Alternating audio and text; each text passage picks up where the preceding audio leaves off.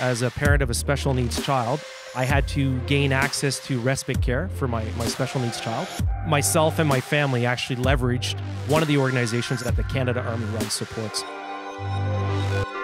Hi, this is Lieutenant Adam Morton with the Canadian Army Podcast, and today we're going to be talking about the Canada Army Run. Every September since 2008, thousands of people have gathered in Ottawa to participate in the Canada Army Run to help raise money for support our troops and soldier on. This event has gotten pretty big, and it's an entire race weekend with military vehicles on display from all over the place. You have activities for kids, bands playing, music, lots of good family fun. The supporters are out in the street cheering on for the troops and the other runners. This year, because of COVID, the Canada Army Run's kind of moving to a different format, and it's going to be virtual. So here to talk to us about that is Colonel Nick Roby and Sergeant Amélie Eldaoud.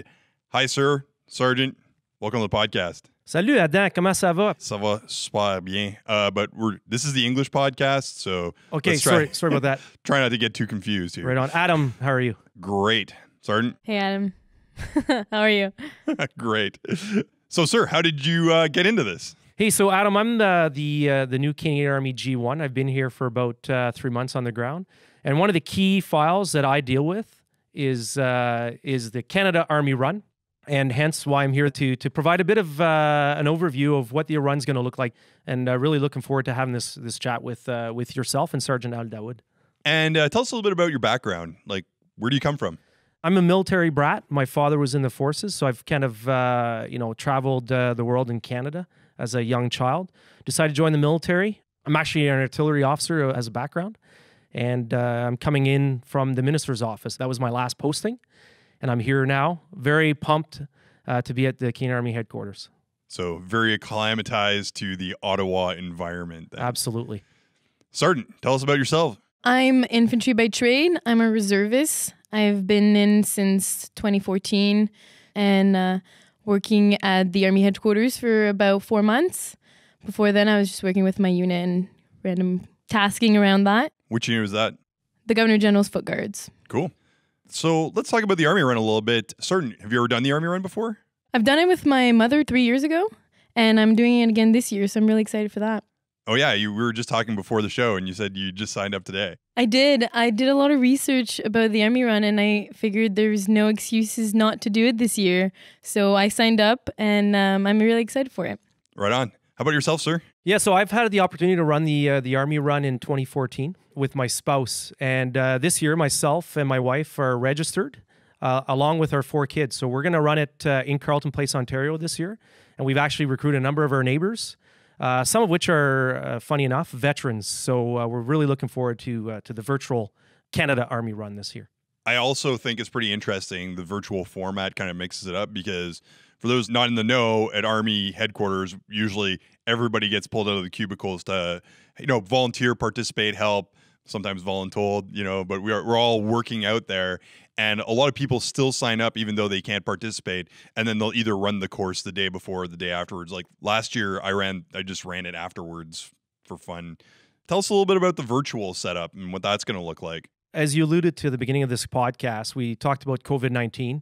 And just based on the various restrictions, public health measures that are in place throughout Canada at this point, the Army commander decided that we would not cancel, but actually run the Canada Army Run in a virtual format.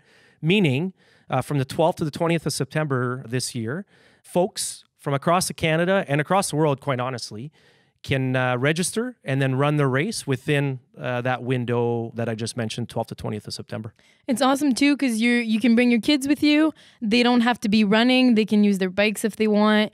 Anyone can walk it. They can run. It's really on your own time, and you can log in your scores at the end, or you can use the apps to do that as you're running the course.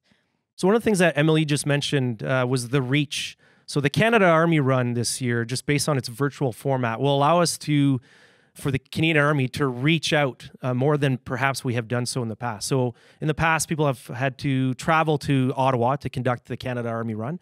But this year, people can sign up and conduct it, in their various locations that they're at right now. So we would expect military members and civilians, our civilian community members, to sign up from coast to coast to coast. So it's a bit of an opportunity this year, quite honestly. And like, especially with COVID, but even before that, a lot of different events have had kind of their own shadow formats where different bases and different locations kind of conduct their own thing anyways. So it seems like a logical progression to enable a greater reach to the actual event itself, because coming to Ottawa is not easy for everybody, and especially if you look at the locations of military bases throughout Canada, Ottawa isn't always the most accessible place.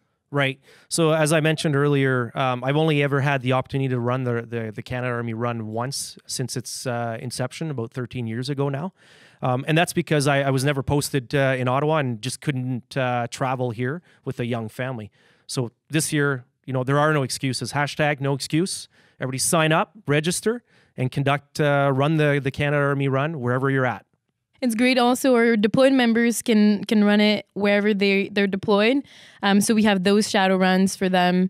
So there's, again, everyone can do it. That's a great point. Just maybe remind me of something, Adam. So Emily talked about shadow runs. So, we would expect, and we know that, for example, Task Force Latvia has registered some of its members. So we would expect, Canadian Army and CAF members wide would sign up, from Iraq, from Latvia. We would also, expect that some of our allies throughout the states, for example, United States of America, and some of our other NATO allies will also take the opportunity and sign up. So this is quite the opportunity this year. So, Sergeant, you mentioned earlier on about the use of an app. Is something being developed or being put out there that racers can use for this event? Yes, they're going to make an announcement soon enough, but they're going to come out with a Canada Army Run app where people can use it to find their packages on there, log in their information. There's also the Racer app where you can upload your information as you're running, so you don't have to do it manually. So as the old guy in the room, I'm wondering what you guys are referring to as an app. We're not talking about appetizers here, right? I think that's also something that you guys are working on. Delivery appetizers. You can have it on your phone. You can have it on your smartwatch. Any device you're using, really. All right. So let's talk about, a physical run usually involves a lot of logistics and planning, removing vehicles and all of that stuff and getting this set up. Whether it's the Army Run or otherwise, it's a lot of work. And also you get a lot out of it when you're there. You get to be a part of that whole event and stuff like that. Some people are probably wondering why would I want to be interested in a virtual run when I can just go run outside and just do my own thing? What would you say to those people? We already talked about a bit of the fact that the virtual series of the Canada Army Run this year gives you an opportunity to do so in your community or amongst your family members. There's also the Canada Army Run team is going to put out a number of tools or resources available to different folks, and you'll receive your race package to your home or wherever you've decided to get it delivered to, which will include a number of pieces that are traditionally associated with the Canada Army Run, the physical Canada Army Run. So we're talking about run swag, the finisher's medallion, or coin as we like to refer to it in the Canadian Army, and also a number of other products that will allow you to maybe relive some of the traditional physical Army Run moments. Also, what's important to note is the reason why the Canada Army Run was set up in the first place is to fundraise, right? So we're doing this to raise money for Support the Troops and Soldier On. So the reason why I chose to register and not run on my own is so I can donate that money to a good cause. Hey, so Emily mentions the Soldier On and Support Our Troops charitable organization. So I just want to share a bit of a personal story. A number of years ago, as a parent of a special needs child, I actually had to leverage the Support Our Troops fund, whereby posted in a remote location, I had to gain access to respite care for my special needs child. And at the time, there was no provincial funding available in that specific province. So myself and my family actually leveraged one of the organizations that that the Canada Army Run supports. So great organizations. Also, just as an aside, the Soldier On. All three of us in this room have no doubt know some of our colleagues and teammates that have been injured in various operational settings that leverage and have access to various resources that Soldier On organization provides. That's a really good point. And I know that, as mentioned before, people at AHQ sometimes don't have the opportunity to run, and they'll still sign up to support that charity. And it's interesting. My first time running the Army Run, a friend of mine who was in the PPCLI, who is injured, I didn't say his name, is Matt Daigle. He was injured in Afghanistan, had a shattered femur. They didn't think he was even going to walk again. And he actually came to Ottawa and ran as an injured soldier. And that's what motivated me to sign up and do it as well. And it blew me away that, I'm an able-bodied, soldier, should be relatively fit. And the only thing that made me think, yeah, I should do this is that a guy who they said he was never even going to walk again did it. And I was like, well, I guess I'm just basically human garbage if I don't participate when my buddy can do it on after surgery and having his leg rebuilt. Yeah, if there's nothing else that can motivate you than seeing a ill or injured member who has paid, the price in one form or another, set the way, and commence the race in front of you, and you trying to reach him or her. And my understanding is actually we are going to have a Soldier On ambassador, Master Corporal retired Étienne Aubé, who will be here later to talk with us, Adam. Yeah, absolutely. And we're going to get his comments on that in particular. All right. Is there anything else you guys want to add before we move on to Master Corporal Aubé? Actually, Adam, there is one final point. Amélie and I should really highlight some of the race swag that our virtual runners will receive this year. So I mentioned a few minutes ago, one of the advantages actually of conducting the race virtually is the fact that members don't have to wait in a lineup to receive their race kit. The race kit will be delivered to your home or wherever you've decided to get it delivered at. Specifically, we have a race kit that will meet all of your running needs. So you'll get a shirt or a hat depending on which race you're doing. So if you're doing a straight distance, you're getting either a hat or a shirt. And if you're doing one of the challenges, you get both. So it's an incentive to do a challenge. That's how they got me. And then you'll have some nun tablets, which is what they give normally at the pre-COVID race. And you have a protein bar. You'll have your finisher certificate, your coin. It's going to be in a box where it says only open after the race. So that's your one element of surprise. You've never seen the coin before, so you'll be able to receive it after you run it. You got to earn the coin. Exactly. So if that swag doesn't motivate you, nothing will. Yeah, other than, supporting the troops and ill and injured people crushing it out while you sit at home eating potato chips. Yeah, potato chips are bad. What's great too is that you have a virtual package as well. So the entertainment that was part of the Canada Army Run before, unfortunately can't happen this year because everyone's doing it from wherever they are. However, they're going to send a camera crew to Petawawa so they can take videos inside the vehicles or videos of the equipment. So you can still enjoy the vehicles and equipment, but from the comfort of your own home. So that's pretty cool. That's going to happen. And what you have also in the virtual package is the opportunity to nominate any fallen members to be part of the virtual remembrance row. So it has to be a participant that nominates these people, and you have to be proactive about it. You have to nominate them yourself, but you can nominate an Army person, Navy, or Air Force. It really doesn't matter whatever year that person passed away, and that person will be memorialized in the remembrance row. So a lot of the things that Amélie just mentioned are things or manners in which we're trying to reproduce some of the aspects related to the physical traditional Canada Army Run that's ran here in Ottawa every September. I would recommend all of you to visit the armyrun.ca website, where if you haven't already registered, you can register.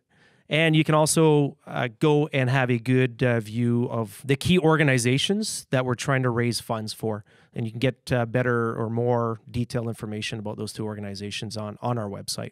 All right. Well, check it out, armyrun.ca. Thanks, sir. Thanks, Sergeant, for coming on the show, talking about the Army Run. And we'll see you out there. Thanks for having us. Thanks, Adam.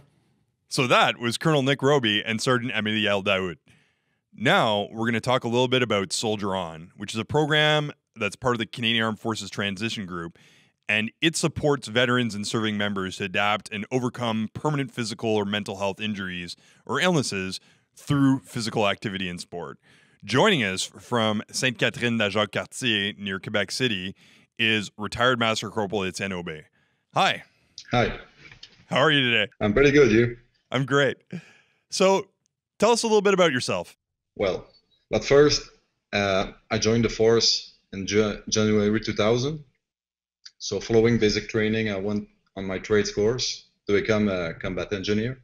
Then I was transferred to 5CR in Valcartier. Sense of fraternity and esprit de corps quickly developed with my peers. Okay, so I adhered to the values of forces such as devotion, solidarity, and respect. And the experience shaped me into the man I am today. So can you tell us a little bit about your injury? On my second deployment in Afghanistan 2009, I struck an improvised explosive device during a search in the village of Nakone. Following the explosion, I underwent an amputation on my right leg to the knee. 2 fingers of my left hand and my left leg were seriously injured. Despite an open fracture of the left tibia and severe nerve damage, the medical specialist managed to save my leg. However, the experience took a great mental toll, and 4 years later, I was diagnosed with post-traumatic stress disorder. So how did you become involved with Soldier On from there? But my first contact with Soldier On was on January 2010, approximately like 6 months after I got my incident. They offered me the opportunity to participate in an adapted triathlon in San Antonio, Texas. I wonder if they were aware of the extent of my injuries. I hesitated before responding. I was convinced that I was going to fail. So at the time, I had negative thought and was going through a severe adjustment period. However, I managed to encourage myself, regain faith on my abilities, and ultimately accept the challenge. So for the next 5 months, I focused on mastering the same dedication to the triathlon as I had to my career, to finish and try my best. That's it. So I realized my only limitation were the ones I imposed on myself. So during the San Antonio event, I spoke with many injured veterans who had reached acceptance and who seemed happy and fulfilled. This confidence and self-esteem made them winners. They have inspired me and restored my hope for better days. So that was the first contact with Soldier On for me. You know, like we're doing an interview right now, and I don't even know what to say to that, because like you telling me that story and me thinking about how I would handle that situation, I don't even know how I would face that and handle that. So like I'm just blown away by your perseverance in the face of that. Thanks. It was hard. So how did Soldier On kind of help you work through that stuff and get you to where you are today? One of my first objective in rehabilitation, physical rehabilitation, was to play golf again. Okay, so through participating in activities with Soldier On, I discovered a passion for golf. It helped me regain hope and personal confidence. I had to put aside my stubbornness, pride, and anxiety in many aspects of my life. This program was a turning point in my recovery, and it's honestly the best program from the force. You know, I never actually asked you, how did the triathlon go?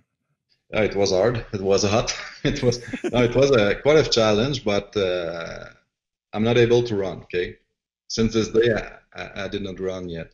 So I was walking the part. It was adapted, a small distance. So the swimming was good. The biking was good too, but I walked the last part. So I don't know about the score. Just to finish it was enough for me. Yeah, I mean, listen, I've actually done one triathlon before, and I can't complain, but I thought that was super hard, so I can't even imagine how hard it must have been for you. But yeah, just finishing is a pretty good start for your first one. Yeah, it was 10 months after my injury. Wow, that's such a short time period to go so far. Mm-hmm. Yeah. Listen, if you don't mind my asking, like, we're talking about Soldier On here, but what else helped you work through that? Obviously, my family, because when I was wounded, I got 2 kids home. So a little boy of 2 years old, and my daughter was 4 at the time, and I'm still with my wife now. So the family and all the support that I got from my military friends and civilian friends helped me a lot. pass through this. But not only them, professional too, like psychologists and therapy. Yeah. Oh yeah. Wow, that's amazing. So we're kind of talking about Army Run right now. Have you ever participated in the Army Run, or what's your experience with the Army Run? I never participated in the Army Run. It was the first time. It will be the first time for me this year. Oh, okay. So yeah, I give myself a challenge. Like, I cannot run. I will walk for the first time an 18-hole of golf. I never did it before. Wow. I'm going to try to push my limit a little bit. So did you signed up for the virtual run and all that stuff, and you're going to do this? Man, that's something else. What would you tell people who are participating in the Canada Army Run virtual edition, or people who are on the fence about participating in the Canada Army Run? For the participators, good luck. enjoy, and thanks to be there. Thanks to make this event happen, even with the pandemic. It's pretty amazing, I think. And for those who hesitate, the hardest part for me was to take my, I don't know, maybe my pride away and try it by myself, like a new beginning, without expectation, and just enjoying the day and break the isolation and met some new guys out there. Man, that's awesome. All right. well, thanks so much for, telling us your story and, talking about some of these challenges. I wish you the best of luck in trying to meet your goals as you go through this. Well, I say try. I know you're going to do it. Like, you made it this far. I will. Yeah, you will. All right. Thanks a lot. Thank you very much. That was retired Master Corporal Étienne Aubé for Soldier On. So that was a lot more guests than we usually have on the podcast. We had Colonel Roby, Sergeant Eldaoud, retired Master Corporal Aubé. If there's one takeaway from all this is check out the website, armyrun.ca, sign up for the virtual run, and as usual, don't forget to subscribe and follow us to keep up to date on all the new podcast stuff. I'm Lieutenant Adam Morton. Stay frosty.